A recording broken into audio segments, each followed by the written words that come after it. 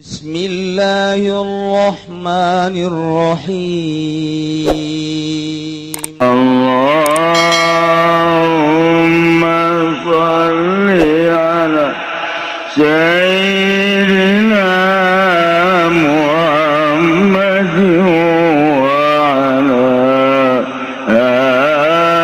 ali Sayyidina Muhammad. Urus rohani kena wauheun ka nu nyieuna. Awak mah wauhna ka dahar, mata wauhna ka nu geulis, ceuli wauhna ka nu merdu suara, awak wauhna kana baju anu ngeunaheun dipakena, bujur ngeunaheun ditumpakanana, mobil dan lain sebagainya, aya ASEAN dan lain sebagainya. Awak teh mah kos kitu mah. Rohani mah pengurusanana supaya wauheun ka nu nyieuna. Sebab asal ti Allah diurus ku Allah, kebalik supaya ke Allah. Lamun asal ti Allah kuari teu asa diurusan ku Allah, hajut teu diurus ku urang, balik lain ka Allah ka jahanam. Cak Allah supaya balik ka aing deui. Ti aing ku aing ka aing. Minallah billah fillah ilallah. Jah lamun urang teu ngurusan ti Allah urang, Allah mangurusan urang teu asa diurus ku Allah. Sehingga kulantaran teu asa diurus ku Allah, urang dagang asana urang. Urang tani asana urang, urang boga duit asana urang. Ieu imah urang, ieu tanah urang. Aku kusia paeh, nu si kusia di aku mana? Urusan rohani urang kena wauh ka Allah, mulai wauhkeun ka syariat capek, geus wauh ka syariat capek. Ibadah teh urang teh diteken ku syariat, salat. Sageus salat carana kieu, teng capek. Sebab naon? Encan aya rasa lazat. Encan nikmat ibadah teh ka Gusti Allah. Ketika diurus ku urang wauhkeun dipaksa, carana kumaha? Zikir, tafakur, riyadhah, jihad. Mulai teng oh nikmat torenganan. Mulai tina zikir teh ala bi zikrillah tatma'innul qulub.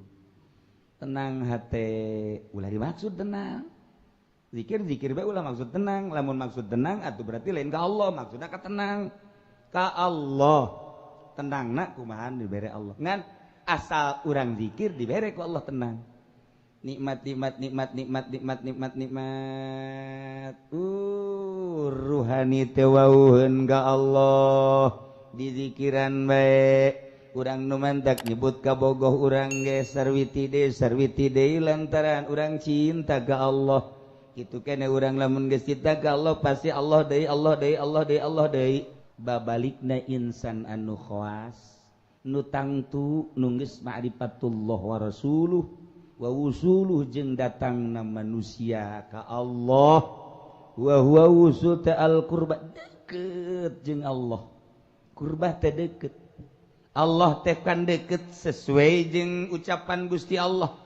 Cek firman Allah wa nahnu aqrabu ilaihi min hablil warid. Neangan Allah mah jalain kudu ka langit, neangan Allah mah lain ke kudu ka Masjidil Haram, neangan Allah majalain kudu ka gunung, neangan Allah majalain kudu ka leuweung, dek nanaonan dilegleg maung sia. Allah mah aya di diri urang. Dalil naklina geus aya. Allah bareng jeung urang, wa huwa ma'akum aina ma kuntum. Di mana bae Allah bareng. Dalil geus aya, Allah deukeut, wa nahnu aqrabu ilaihi min hablil warid. Hayang supaya karasa eta teh dalil geus nereleng bae. Dalil manggeus terus bae ngan karasa, jangan ngahadirkeun rasa. Sakumaha tadi kolbu urang aya mata penglihatan kolbu, mata pendengaran kolbu, mata pekerjaan kolbu, mata perasaan kolbu. Ilah nu deuk disimpulkeun ku urang, moal datang haju hadir bae kudu make zikir la ilaha illallah, la ilaha illallah, la ilaha illallah. Beres eta melalui urang tahapan kubro latifah. Dat kayahokeun ku urang lelembutan nu aya di awak urang. Urus urang sanggesa diurus tahun 2 tahun Allah kemere karasa deketna Allah iyalah wa wusuluhu wa huwal qurba geus wusul manusia ka Allah naon wa huwal qurba karasa deketna Allah ayat lain dibaca dicerna dirasa ku hari mah karasa eta teh horenganan boga rasa deket da Allah jeung nyahona Allah teh yakunu bisa babi ilmil hakikat horeng eta teh ku sebab ilmu hakikat urang teh geus kabogaan ilmu hakikat jadi geus kajahoan ku urang hakikat dadamelan Allah teh geus lamun kajahokeun kana hakikat dadamelan Allah naon iya ne wa huwa tauhid hiji asalna teh Allah sorangan hiji jakuari ge hiji ieu mah makhluk dadamelan Allah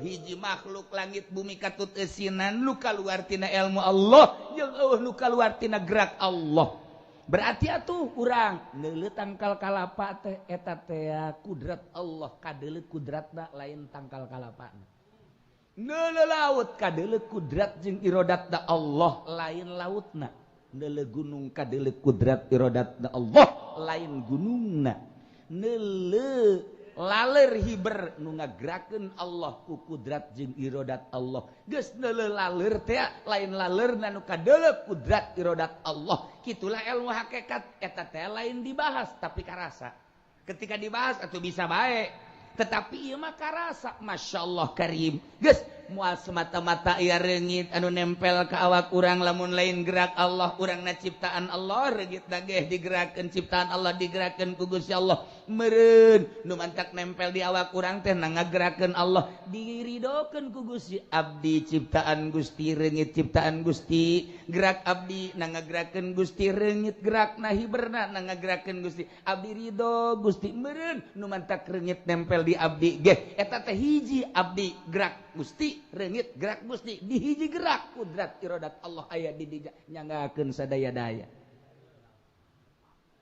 Di kumaha coba? Ayo coba. Nah, eta ke mun geus datang ka dinya meureun aya dahareun reungit anu aya di awak abdi mangga Gusti abdi marido. Ulah-ulah karak reungit atuh orai ge hendeuk ngagegel abdi da moal semata-mata gerak eta orai lamun lain digerakkeun ku Gusti abdina ge gerak nang Gusti oraina ge leumpang nang Gusti atuh di hiji gerak ja sifat Allah mah hiji atuh gerak Allah nu eta keneh kudrat Allah nu eta keneh atuh iradat Allah nu eta keneh teu kasipatan ku dua kudrat hiji teu kasipatan ku dua iradat kan hiji Gusti mah nu mantak eta tadi teh wa huwa at-tauhid fi alamil qurba bisa babari ieu ngaji bisa hese ngajelaskeun ge hese komo rasana tuh nu mantak lain ajieun tukang karung atuh lain ieu mah tukang karung mah ngahenen bekos kubur dietek. Nah, geus kahartikeun ku urang jaheuh. Emang aya dua kudrat teu aya? Emang aya dua iradat teu aya? Berarti hiji tauhid ngaranna fi alamil qurba. Oh, gerak urang jeung gerak eta orai teh gerak eta keneh hiji nang Allah ngagerakeun. Teu aya dua gerak, hiji Allah tauhid ngaranna. Nah, di dieulah urang lamun geus kos kitu bakal ngahormat orai ge sebab orai ge kapan boga roh orai teh kapan zikir ka Gusti Allah ketika roh urang zikir ka Gusti Allah aya dina akur pada zikir orai ge bisa uluk salam ka urang assalamualaikum Haji Supendi orai cek Haji Pendi waalaikumsalam ya orai kita sama-sama jadi urang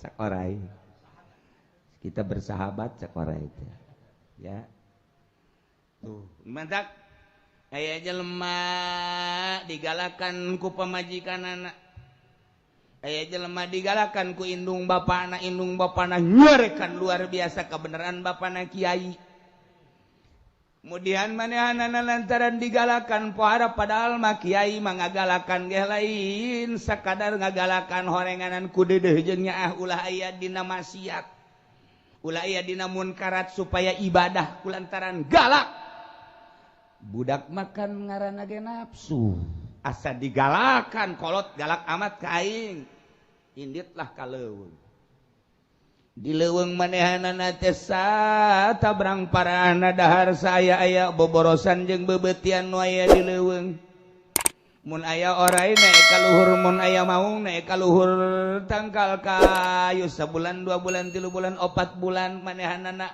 ngadahar teh pupucukan boborosan jeung bebetian bari zikir ka Gusti Allah selama 4 bulan orai geus kadenge suarana sebab urang akur barang daharna jeung kadaharan orai ngadahar pupucukan urang ngadahar pupucukan orai ngadahar bebetian urang ngadahar bebetian urangna bari zikir ka Gusti Allah 4 bulan suara orai geus kadenge ku eta jelema kagetnya lagi kok orai bisa uluk salam kok orai bisa ngomongnya lain make sungut rohani urang ngobrol jeung ruh na orai geus tanpa suara geus bisa urang ge kan bisa jeung awewe ge tanpa suara urang paham nyana ki cep sabeula tring tring atuh urangnya tring eta bahasa ngaranna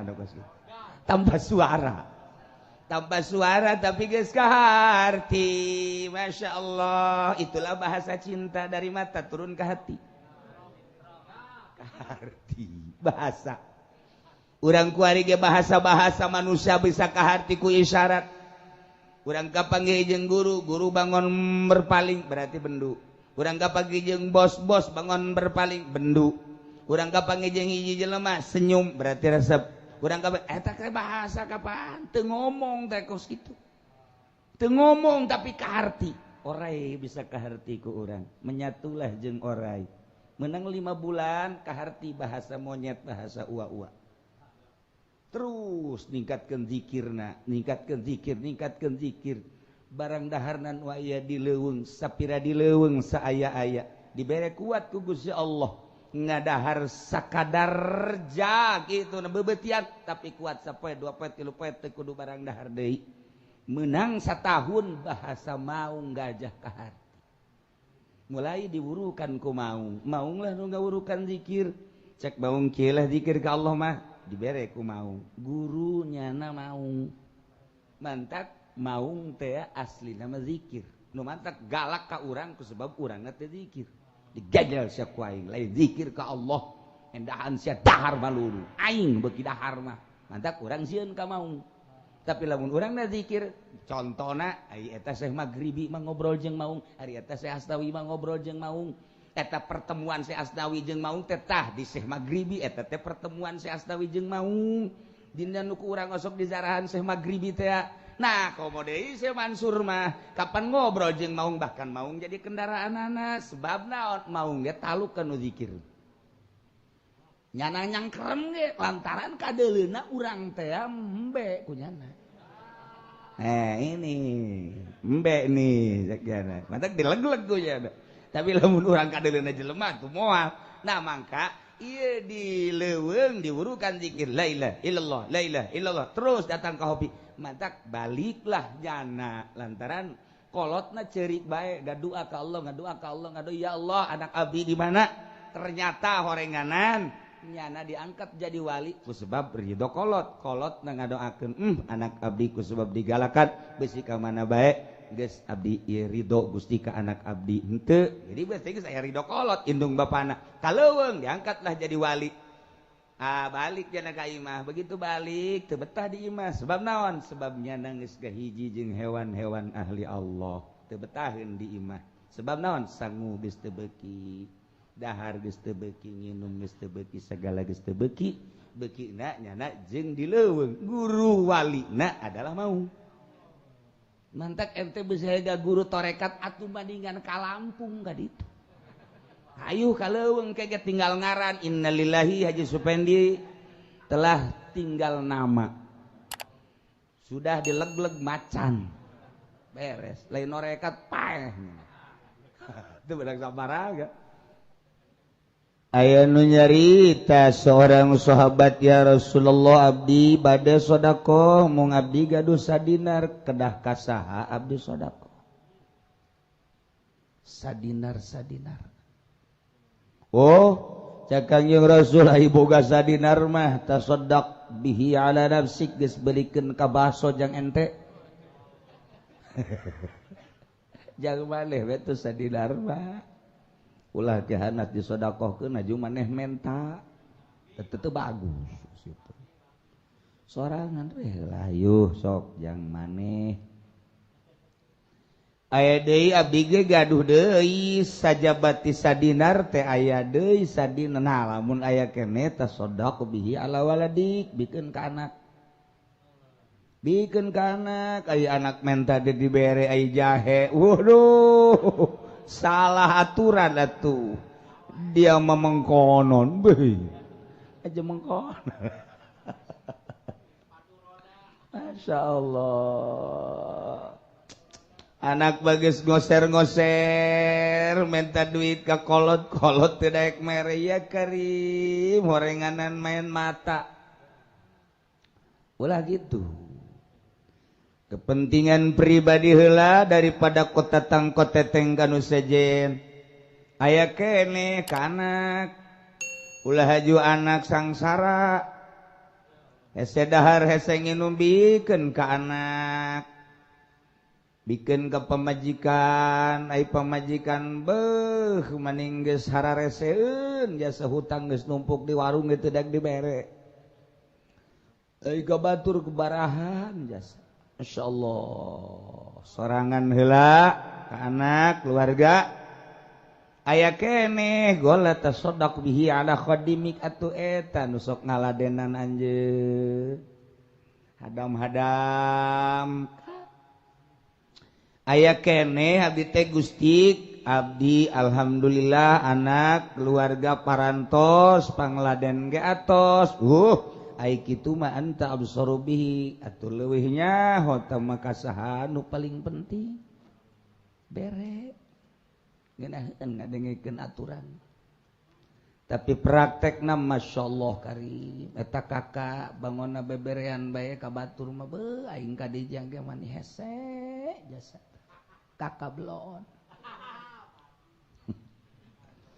anak menta dipagahan menta dijejeuhkeun dagang heuh teu dayekeun beusi eleh saing tolol teu coba kolot kos kitu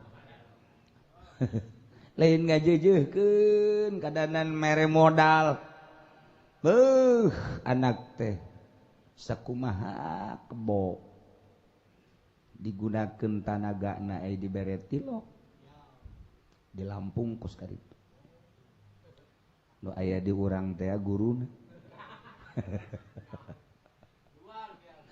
tah jadi lamun urang ngadenge ucapan Kangjeng Rasul ngeunah mimiti jang urang haju jang anak pan merenah pemajikan mun hiji mun dua mun tilu hayu pernah keun ku geunah malah mancak nu kolot teh atuh nu ngora bere Pak ulah kula bae tah kan ngeunaheun asana damai hirup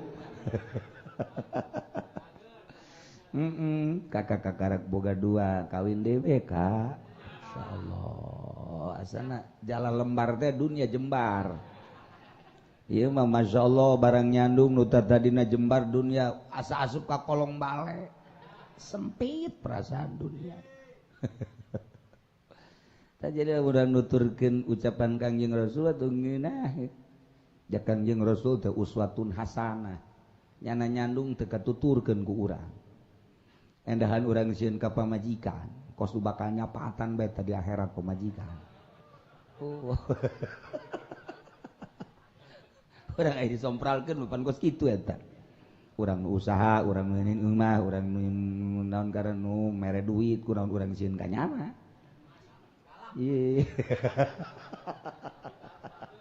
eta si pamajikan tak urang nu bloon ye urang nu capek urang nu meuli mobil urang nu nyieun meuli sawah kunaon haju urang sieun ka nyana lain lalaki teh mongkos kitu mah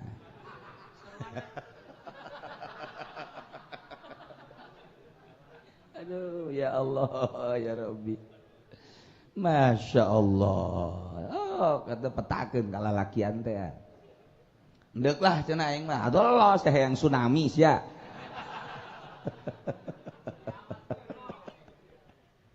Masya Allah.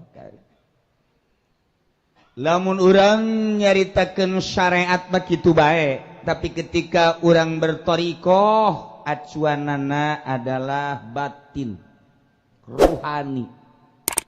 Gegedena adalah riyadhah, jeung jihad, ngajar nafsu supaya lunak, merangan nafsu supaya nafsul ammaratu bisu hengkang di urang.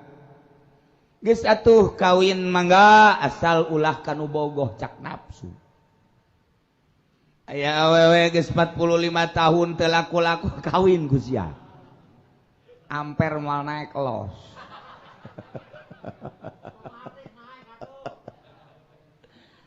Ulah ku nafsu, urang makan ku bogoh teh da kan nafsu. Geus ulah kadu bogoh urang kawin teh kanu bakur geus jarijieun, batur teh geus gilaeun, kawin ku urang. Murah ongkoh deui pan.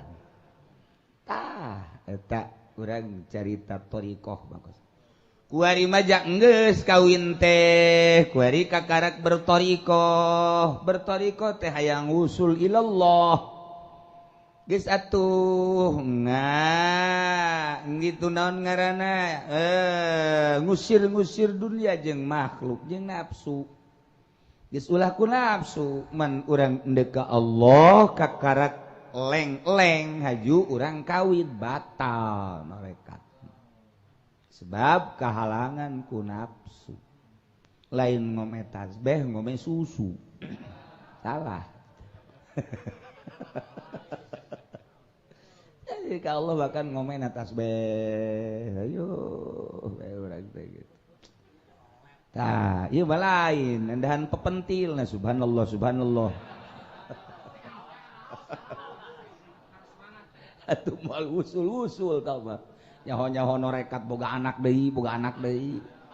Lain usul ilallah ngalobaan anak. Tinu ngora aya, tinu kolot aya bahkan kawin deui. Geus ulah ngororekat atuh kos kitu mah. Geus, mendingan ge carita syariat. Pait torekat. Babari diomongkeunana tapi hese. Sebab naon deuk ngudag kesenangan ruhani ninggalkeun kesenangan jasmani. Geus ulah diatur ulah diurus jasmani masa kahayuna bae. Sakasampeurna.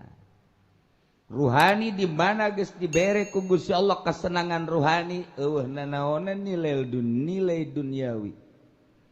Sejuta kali gelis pisan awewe teh. Hayang lamun urang geus dibere kesenangan ruhani. Sebab kesenangan ruhani mah cahaya ilahi.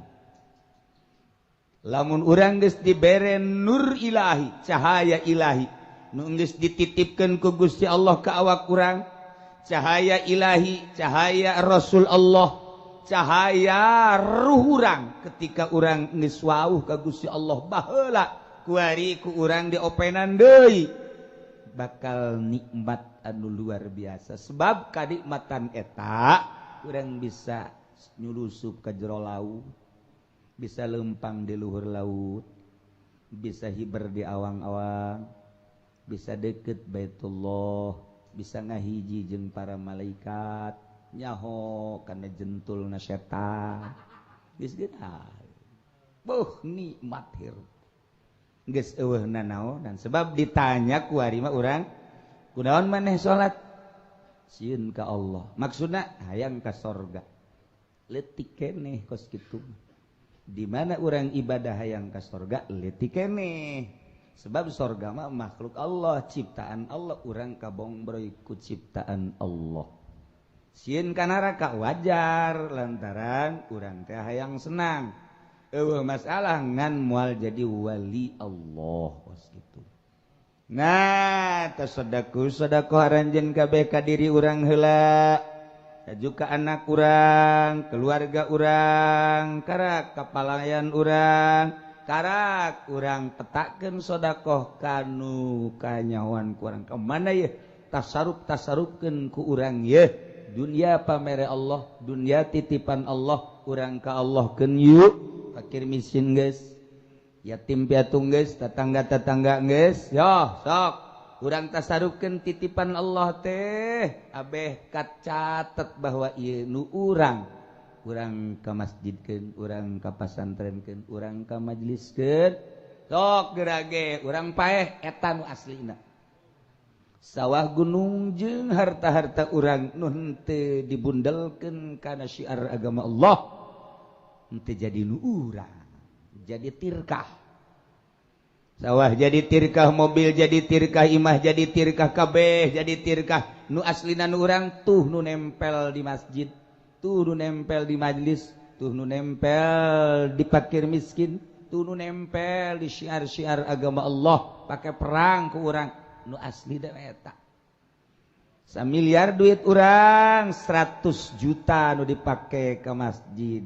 900 jadi tirkah wallahu alam bakal kumaha engkena nu 100 juta aslin urang go begitu urang paeh apagi ke di akhirat kaduhung amat baheula ku aingan 100 juta doang mun diwakafkeun jeung pamajikan aing mantap pujian majikan diwakafkeun bohongan galak bae mending diwakafkeun go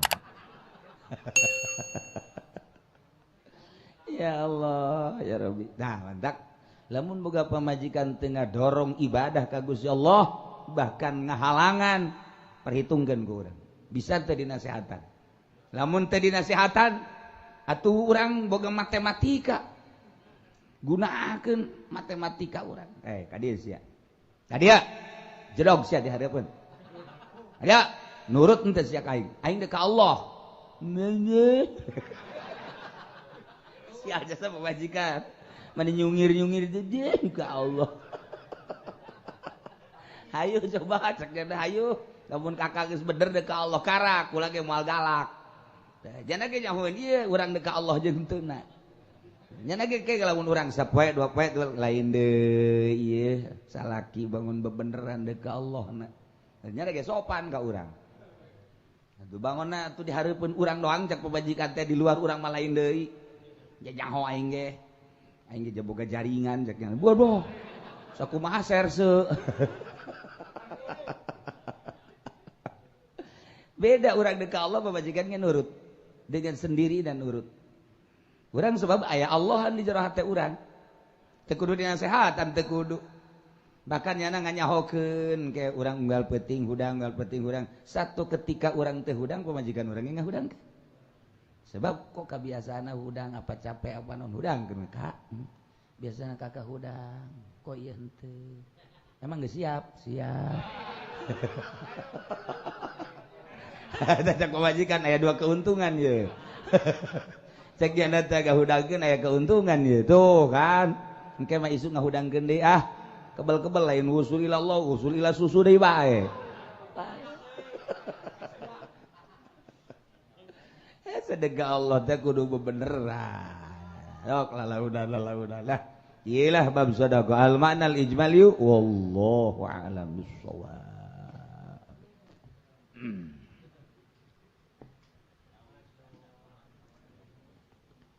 Bismillahirrahmanirrahim walidzalika qala alaihi salatu wassalam Naumul alim khairun min ibadatil jahil ba'da hayatil qalbi binurit tauhid. Tauhid turu ne wong alim. Wong kang weruh ing Allah kalawan ma'rifat khosoh. Iku kang leuwih becik tinimbang saking ibadahe wong kang odob maring Allah ba'da hayatil qalbi ing dalem sahusade uripe ati binuri tauhidi kalawan cahaya tauhid wa ba'da mulazamati asma'i tauhid lan ing dalem sahusade tepi pirang-pirang asma tauhid bilisan sirri kalawan lisan sirri bigiri harfin wala sauti kalawan ora harap lan ora suara kama qala Allah Ta'ala kaya oleh ngadau sapa Allah Ta'ala fil haditsil qudsi ing dalam hadis qudsi al insanu sirri wa ana sirruh utawi manusia iku rahasia ingsun lan utawi ingsun iku rahasia insan.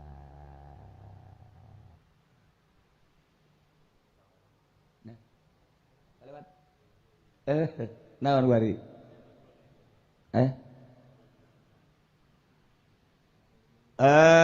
warujuul insanil khos lan utai babalike insan khos lan wa wusulu lan tepunge insan khos wa huwal qurbah lan utai wusul iku gawe kaparak mari Allah yakunu iku ana yaruju' bisababi ilmil haqiqat iku tetep kalawan sebab ilmu hakikat wa huwa tauhid lan utaya ilmu hakikat iku at-tauhid nauhidkeun maring Allah nauhidkeun fi alamil qurbatil lahud ing dalam alam kapar Allahut kang bangsa lahud panggonan kang den tuju lahu wa hiya fi halati hayatihi fid dunya lan utawi ya kurba ing dalam tingkah uripe insan ing dalam dunia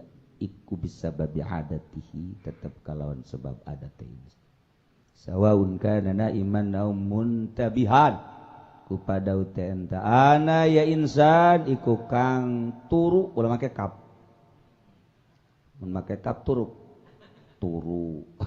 au buntabihan atau iku kantang ieu ngaji lain ajieun urang lantaran ieu mah ngaji jang mengetahui tentang alam lahut aya alam lahut, aya alam malakut, aya alam nasut. Sebenarnya kemenang terlalu serius asal jaho bae. Sebab lamun diseriuskeun urang bakal mencerna sageusna mencerna mentog kana fitrah urang panasaran. Lamun urang panasaran biasana hayang. Lamun urang hayang mencoba sedengkeun encan ngaguru. Ieu nu bahaya. Itu jadi kecicing sorangan di kamar bagi tepul maksud. Naon maksudna jeung kumaha carana. Ieu nu dikhawatirkeun. Tak ieu mah urang asalnya bae. Sebab nu haladir da geus sapira tukang karung. Tukang naon deui? Tukang aspal. Tukang naon deui? Tukang ceramah. Naon deui?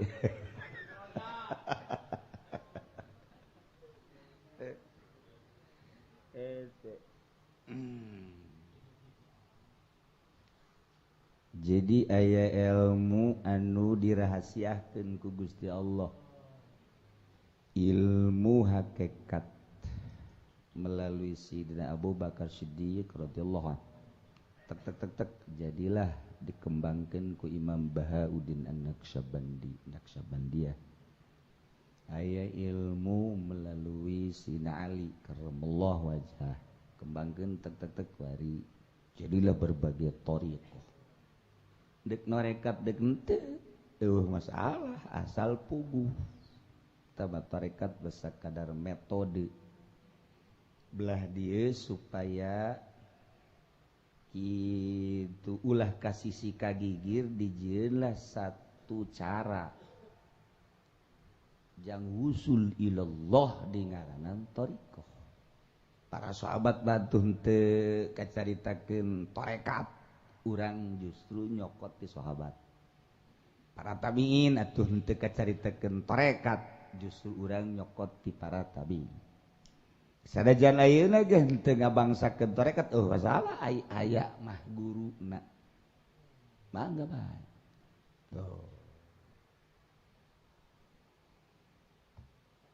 Urang diciptakeun ku Gusti Allah jadi makhluk nu pangmulyana manusa ngaranna.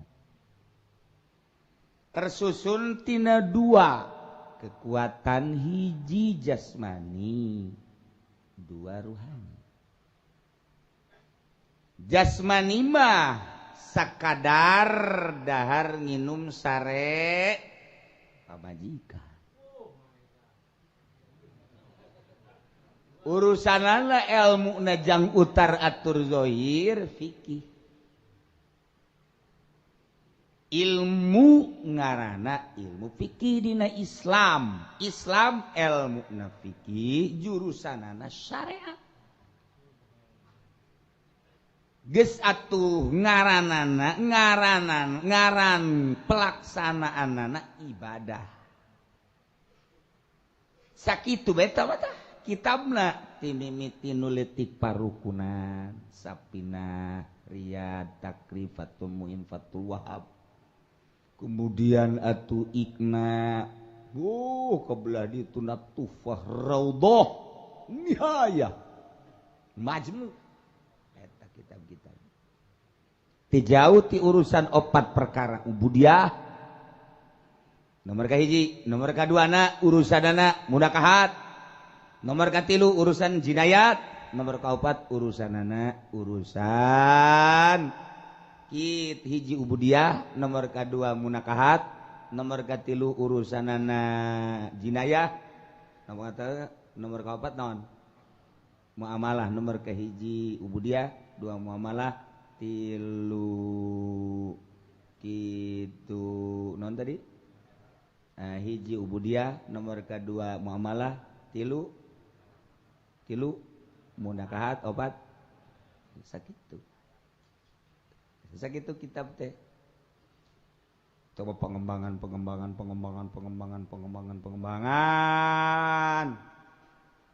istilahna be rojeh marju soheh dhaif mutammaduh dan lain sebagainya eta dikitabkeun jadi baik kitabna asbah wa nadzair belah dieuna jang nyieun hukum ngaranna usul fikih beres debat bae geus bahsul masail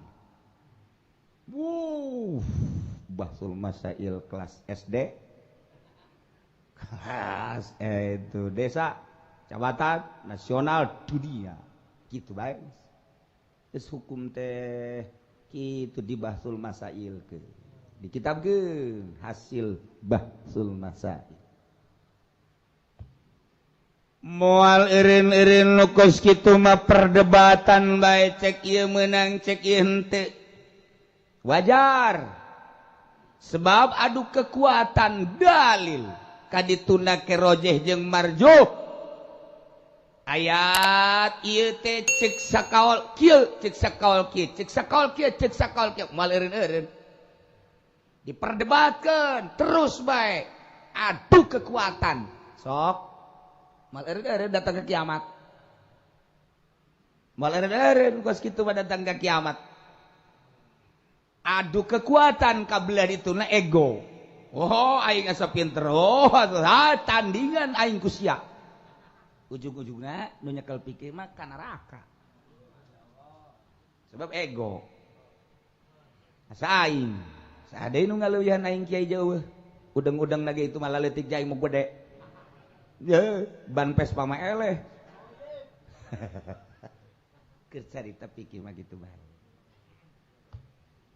nu hiji deui ruhani nah ieu lamun awak beuki dahar atur rohani ge sabenerna mah beuki dahar lamun awak beuki nginum jasad atur rohani ge hayang nginum sarua pengurusanana ai urang mah awak ditiheulakeun dahar nginum sare ari ruhani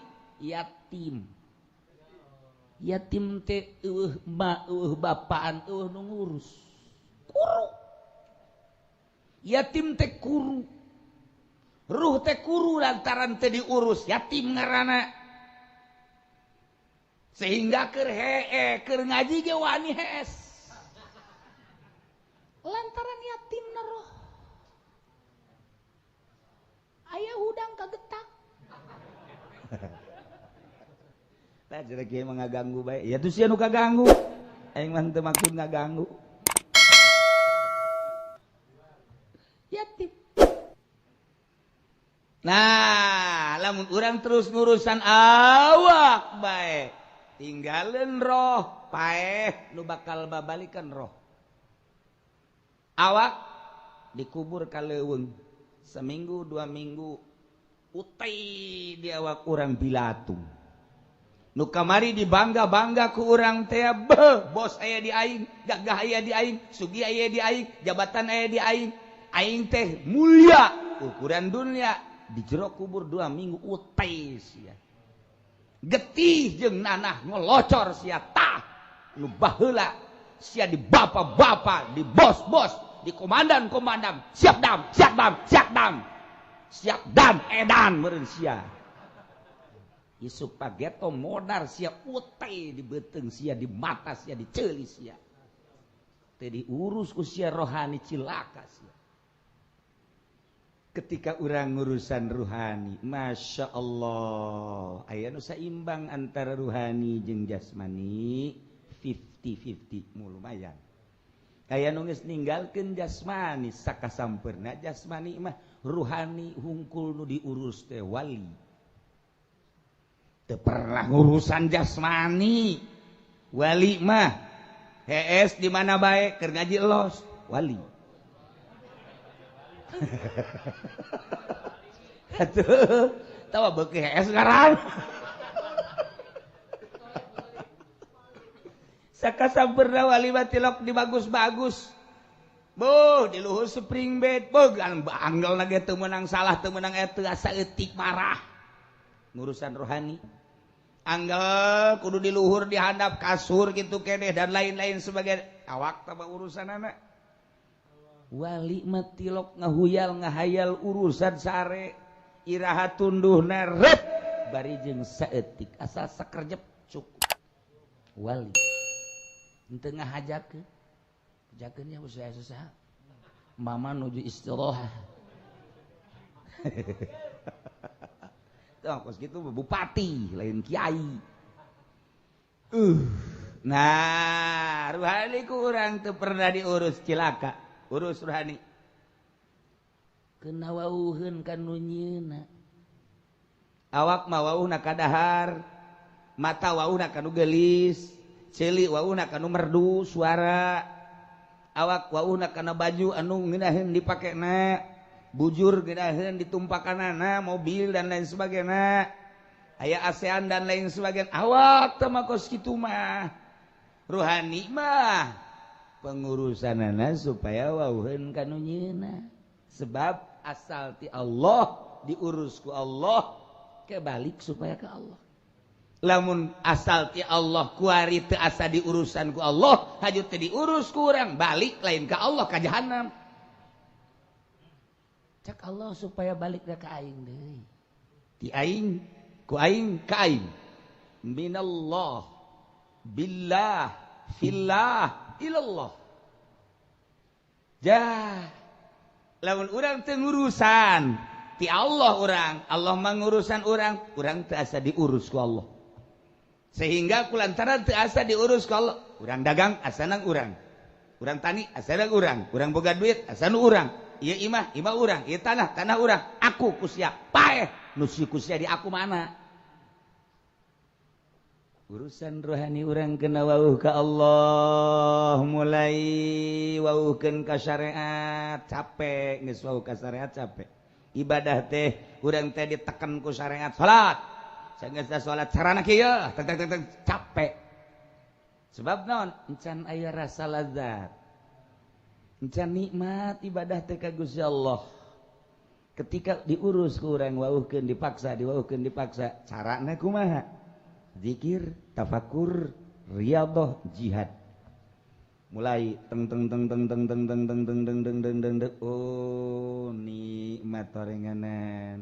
mulai tina zikir teh ala bizikrillahi tatma'innul qulub. Tenang hate ulah dimaksud tenang. Zikir bae ulah maksud tenang, lamun maksud tenang atuh berarti lain ka Allah, maksudna ka tenang. Ka Allah. Tenangna kumaha dibere Allah. Ngan asal urang zikir dibere ku Allah tenang. Nikmat. Ruhani teh wauheun ka Allah di zikiran bae. Urang nu mantak nyebut ka bogoh urang ge sarwiti deui lantaran urang cinta ka Allah. Kitu kene urang lamun geus cinta ka Allah pasti Allah deui. Kuari mah geus ngageser tina syariat teh melalui thariqah urang teh hayang kana hakikat. Tujuanna ma'rifatullah. Kuari urang babalik ka Allah di dunia kene. Jadilah khos. Lamun kalangan syariat kalangan awam, lamun kalangan hakikat ngaranna kalangan khawas. Warujuul insan al khos, babalikna insan anu khawas, nu tangtu nu geus ma'rifatullah wa rasuluh wa wusuluh jeung datangna manusia ka Allah wa huwa wusul ta'al qurba deket jeung Allah. Qurbah teh deket. Allah teh kan deket sesuai jeung ucapan Gusti Allah. Cek firman Allah wa nahnu aqrabu ilaihi min hablil warid. Neangan Allah mah jalain kudu ka langit. Neangan Allah mah lain ke kudu ka Masjidil Haram. Neangan Allah mah jalain kudu ka gunung. Neangan Allah mah jalain kudu ka leuweung, deuk nanaonan dileg-leg maung sia. Allah mah aya di diri urang. Allah aya di diri urang. Allah nyiptakeun awak urang tina taneuh, anggap awak urang Masjidil Haram. Di Masjidil Haram aya Baitullah, anggap kolbu urang Baitullah. Di Baitullah aya Allah, di kolbu urang aya Allah. Ente tawaf di Baitullah berarti keur tawaf di Allah. Tawafkeun roh urang di kolbu urang. Urang bakal asa bareng jeung Allah. Ketika geus banteng frekuensina, urang bakal karasa wa nahnu aqrabu ilaihi min hablil warid. Eta secara global. Geus praktekna teu meunang dicaritakeun secara umum kieu. Tah nu mantak teh mah globalna. Praktekna teu kudu khusus mau sapi. Tuh, sia mah kos kitu deui bae pan. Urusan rohani kana sapi deui bae. Teh. Nah, eta mah secara global teu beunang lantaran engke dicerna, dipraktekeun akhirna. Nah, cek pamajikanna Kak. Warung teu buka, moal angguran endeu ka Allah. Wah jadi kieu Kak ieu. Kak, ieu kumaha dapur ieu ja teu balanja moal kakawan endeu ka Allah bae. Waduh, geus saminggu ieu kieu. Kak, ieu kumaha ieu kutang geus eueuh talian. Oh masalah eueuh talian mah. Hadege ulah di talian. Engke jadi oleng teu beunang aya can waktuna mah teu saimbang. Tetah nyaritakeun wa huwal qurbah ieu Al-Qur'anna wa nahnu aqrabu ilaihi min hablil warid. Metodena yakni carana nu teu meunang secara umum dibikeun sambarangan. Ngan aya geus lamun deuk siap oh masalah. Nyerahkeun ti luhur sausap rambut teh handap saibas dambal nyanggakeun mama abdi teh kumaha cak mama bae. Bener sia, bener. Boga warung. Boga. Tutup atuh warung sia daek. Emang geus. Geus bangkrut cek eta teh. Lain nu kitu tawa pelampiasan ngaranna. Engke aya nu mere cara ngawarung deui naon kitu cara ngawarung anu bagus ya bisa ngawarung deui. Ieu mah tutup geus pintu sigotaka. Deuk ka Allah ninggalkeun makhluk, ninggalkeun dunia. Pan berat lamun carita eueuh guru, tapi mun aya guru lain kitu. Jalai ninggalkeun makhluk haju urang, mung aing mah hayang ninggalkeun asal aya jelema lumpat, asal aya jelema lumpat juda naonan. moal eureun-eureun sia hirup di dunia maka panggih deui jeung mangkeluk kapanggih jeung mangkeluk. Jalain kudu lulumpatan lain. Ieu mah urusan rohani tuh, mantak salah. Jelema barang norekat geus teu daek sasalaman acan di mana guruna. Barang norekat geus teu wawuh jeung tatangga saha nu nitah. Barang norekat sia jadi kos kieu teh ieu. Atuh agama hancur kos kitu mah. Lain kitu guruna, mikum teh mah guruna lain kitu. Moal satungtung urang hirup di alam dunia, cicing ge di dunia, kapanggih teh jeung dunia. Kapanggih jeung sangu, kapanggih jeung cai, kapanggih jeung hewan daging jeung sajabana.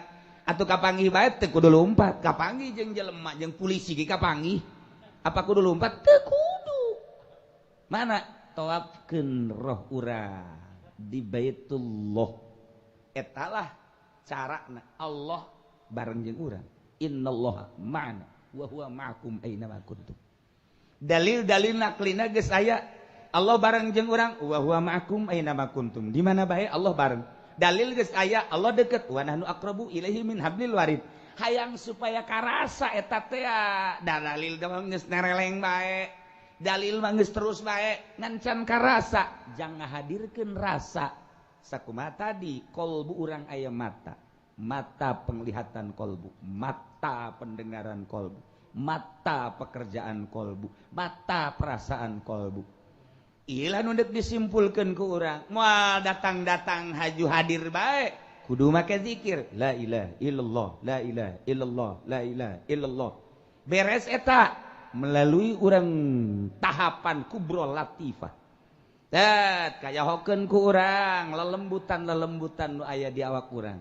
Urus urang sanggeus diurus tahun 2 tahun Allah kemere karasa deketna Allah iyalah wa wusuluhu wa huwal qurba geus wusul manusia ka Allah naon wa huwal qurba karasa deketna Allah ayat lain dibaca dicerna dirasa ku hari mah karasa eta teh horenganan boga rasa deket da Allah jeung nyahona Allah teh yakunu bisa babi ilmil hakikat horeng eta teh ku sebab ilmu hakikat urang teh geus ngabogaan ilmu hakikat jadi geus kajahoan ku urang hakikat dadamelan Allah teh geus lamun kanyahokeun kana hakikat dadamelan Allah naon iya ne wa huwa at-tauhid hiji asalna teh Allah sorangan hiji jakuari ge hiji ieu mah makhluk damelan Allah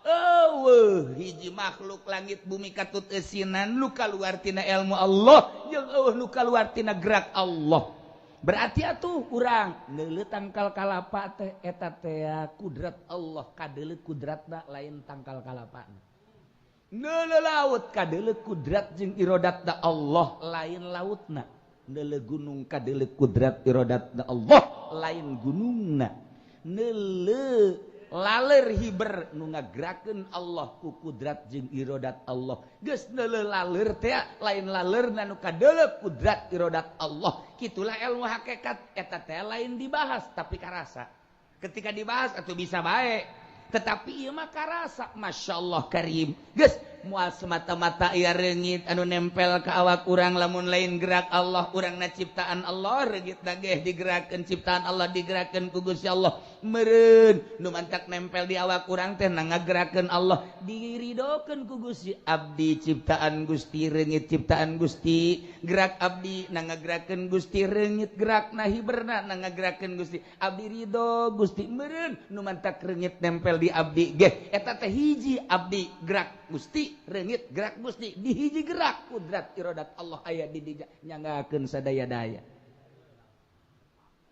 Di kumaha coba? Ayo coba.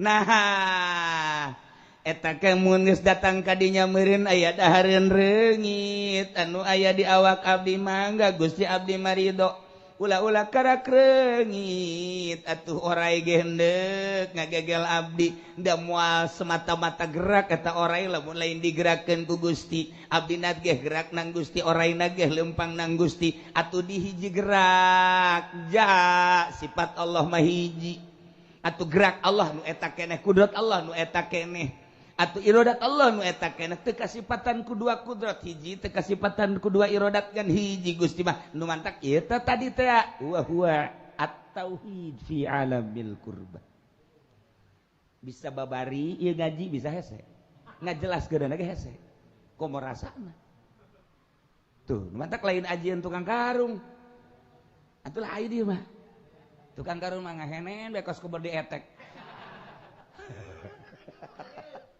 Nah, geus kahartikeun ku urang jahe, emang aya dua kodrat teh aya.